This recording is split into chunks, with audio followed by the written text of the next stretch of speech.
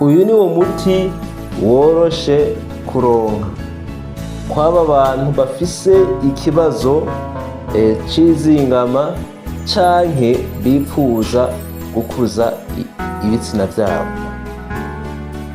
Maze iminsi ndonka amatelefone atandukanye ambaza ati none nta muti ushobora kuba woroshe kuronka, ko hariho imiti imwe itandukanye mushobora kutubwira mugasanga nta dushoboye kuronka bivanye n'uko ibiri mu ndimi tutamenyereye, yindi ugasanga ntishobora kuboneka mu gihugu.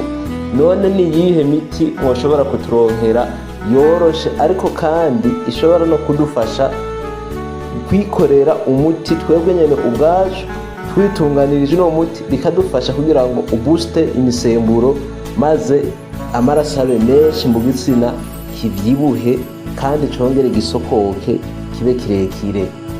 Iki ni ikibazo abantu benshi bamaze igihe babaza, haba ku ruhande rw'abagabo eka ndetse no ku ruhande rw'abadamu baba bifuza kwitegurira abagabo babo canke bifuza kwikorera bajya bana baba baravyaye. Iyo amaze kubona ko iyo yavyaye umwana bivanye n'umugabo bafise abana afise akantu kagayitse, agatinya kubibwira umugabo akifuza ko abana biwe canke abahungu biwe nabo batogira ico kibazo, agaca benshi rero baja mu vyo kurondera imiti bashobora swati guha abagabo babo canke gufasha abo bana babo kugira ngo baze barabina abandi baze barabaha mu mfungurwa kugira barebe ko bokura igitsina cabo najya bo kiba kinoroshe kikiri bitoya, cibuste bagira imisemburo kibe kinini nyene ku buryo umukazana adashobora kumusuzugura canke azogawe n'umugore wiwe mu misi y'imbere. Naragerageje rero kwegeranya ibintu bitandukanye. Iki si igikorwa coroshe kuko bisaba ko iyo umaze kubona abantu bahuriye ku kibazo cinshi cane, benshi bagiye babaza mbe imiti tubona yitwa ngo ni za guro, ngo ni za petit cola, abandi ngo ni za cordera pinata, ngo ntayo tuzi. Ati nta miti mworonka mwoturonkera dushobora kuronka yaha hafi nyene. Muze gutega amatwi rero mwumvirize neza, maze umwe wese azarandika ku gapapuro iyo ngiye kubabwira muce muja mu ngiro muyirondere, hama bajya nawe usanga biriko bigora uko bari kubayitegura, bigasaba ko barinda kumpamagara canke bajya usanga abifuza guca bobo barondera ivyihuta bakaza gutora irya miti biteguye, nibo ndaza guha nimero baza kurondera ko abashaka kubitegura babitegure neza kugira ngo ntagire umuntu n'umwe ashobora kubikora uko utariko. Imbere yuko mbandanya reka mbanze shimire bajya abantu usanga bo ibiganiro dushikirije bama babikwiragiza n'abandi bakagenda bayibona, kugira ngo iki kibazo namwe gifise na mugenzi wawe gifise n'undi agifise babone uko bashobora bonyene kwirwanarwanaho. Hariho n'abandi bantu umengo mu mutima wose sinzi ukuntu hameze, ashobora kumara igihe araba ibiganiro nta n'umuntu n'umwe ashoboye kubwira ivyo bintu n'amakuru y'ivyo bintu, ahubwo ugasanga aguma abikora wenyene, abandi bagaca begeranya iyo miti bagaca baja kuyigurisha.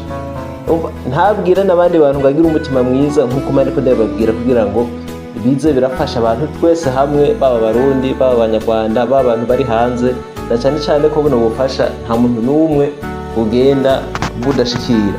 Bajya nabo ubu usanga ari bashasha hano kuri Kangure TV canke izindi mbuga, barashobora guca bakora subscribe bakiyabonesha bakaja mu muryango w'abandi. Murabona ko maze kuba abantu benshi cyane cyane bivaye n'uko imiti twenda tubashiriza iriko irafasha abantu benshi cyane. Eka rero tugende etape par etape. Hano mwabonye bimwe tuzaje kugenda donc dukoresha. Icambere aha tuza kwisunga ko ni iki giti bita umuremera. Hari umuntu atazi umuremera? Nababwiye ko ndababwira ibintu vyoroshe ku buryo umuntu wese ico mvuga ashobora kukibona. Ni kuvuga ico bita umuremera, igiti bita umuremera bacita kenshi ngo ni Kigeria cyangwa ngo Kigeria africana, bivana wese no kabivuga. Iki giti kirafise amateka cane, benshi mbere bagenda bagiha cyane abana bakiri bato kugira ngo bize birabafasha akure wewe imbora rinini nta bintu byo gucisha hirya no hino. Iyo naho abandi nabo kumva bagenda babifata mu nyama zitukura, z'inka, indojare canke z'intama kugira ngo bize birabafasha cyane. Hagaca hakurikira kino aya mababi anayita amababi y'iki sigiti ni nk'icatsi iki citwa aloe vera, bakunda kucita ngo ni igikaka cyangwa ngo igikakarumba, ntumbaze bivanye hose naherereye usanga amazina atandukanye, mugabo aloe uvuze aloe vera canke aloe baca bumva aloe iyo ariyo canke igikakakaka. Ubugira gatatu ni uyu muti witwa gingembre canke tangawizi. Iyo hariho n'abantu bagomba kuyiyahuza kugira ngo barebe koronka inguvu, usanga bariko banywa ngo za fangasi n'ibiki, bijya ni ibintu kenshi bikunda konona estoma bikayinyaruza, umuntu akabyitako atazi n'uburyo ashobora kubikoresha, akaguma gusa zaranywa, ugasanga rero estoma kubera iyi tangawizi irakaze cyane, iyo uyikoresheje nabi irafise ukuntu igenda iza iratabura mu nda, ugasanga umuntu yononekaye ku bwa estoma. Umuti ugira gatatu ni uyu, igikoresho kigira gatatu ni iki bita ngo ni intaki. Intaki benshi barazikunda kunaga hajya ahantu mu myonga canke mu nzuzi, ahantu usanga hari ibintu by'ibishangashanga, niyo zikunda kunaga cyane. Uyu nawe nyene ni ikintu gikomeye cyane muri bikoresho tuzakoresha.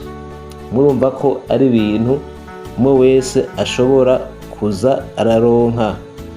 Navuze umuremera, ndavuga aloe, ndavuga tangawizi canke gingembre, ndavuga intaki, ndavuga n'igitunguru gitukura. Ubu nico ngezeho, igitunguru gitukura hamwe n'ibita ngo ni ikarafu, amakarafu ibita ngo ni clou de girofle. Ibi rero muti babikoresha gute? Muze kumviriza neza uko babikoresha rero, nivyo bintu ngira akamaro cyane. Ni kuvuga utangura ukazana izi mbuto nani bagiye kubabwira izi mbuto z'umutagafera. Umutagafera sinzi ko benshi batawuzi. Umutagafera uragenda ugakoramo izi mbuto, kandi umutagafera uranaryoshe cyane, abantu benshi bayizi. Yarekara bayijya mbabona umengo ni kwira gusa, mugabo urafise ukuntu uboost amaraso, ugasanga imitsi y'imboro yavyibushe yavyimvye. Umva ni mwiza cyane iyo ushize muno muti rero bica bigenda gute? Ni kuvuga urafata izi mbuto z'umutagafera indani, ugafata n'umutagafera wose, ubanza ugafata ukazijajanga zigacika nk'agafu, ugaca ufata n'iki gitagafera naco nyene ukagikanya coco kivamo umutobe, ugaca uzana na tangawizi nk'imwe, tangawizi imwe ugaca uyisya, ukayisya neza, mugabo biteke nyene rivyibushe rimeze neza, ugashira mw'ico kintu uri kubishiramo, namba ari agasorori, namba ari agasafuriya, namba ari akabase, ugashiramo, ugaca uzana aya mabere y'umuremera. Ni kuvuga uragira nk'ibere ryose uba warajyanitse, hama ugaca urisekura, bimeze nk'ibintu by'ibipampa, biragoye gusekura, ukabisekura neza, hakavamo ifu. Hama iyo fu rero yose y'iryo bere ryose ugakubitamo, ugaca usekura za ntaki, ukazisya nazo nyene uba warazisyeye aragafu, izi mbuto zazo zose ugaca ukubitamo indani. Uhejeje gusya izi ntaki, uca uzana amaonyo rouge agira muri 5, nayo nyene ukayasya ugashiramo. Uhejeje ukaca uzana za karafu nk'ibiyiko 8 canke nka 10, hagati y'8 n'10, naho nyene ugakubitamo. Ufite ikarafu izo ushizemo zose ntibisaba gusa ko uja munsi y'ibiyiko 8.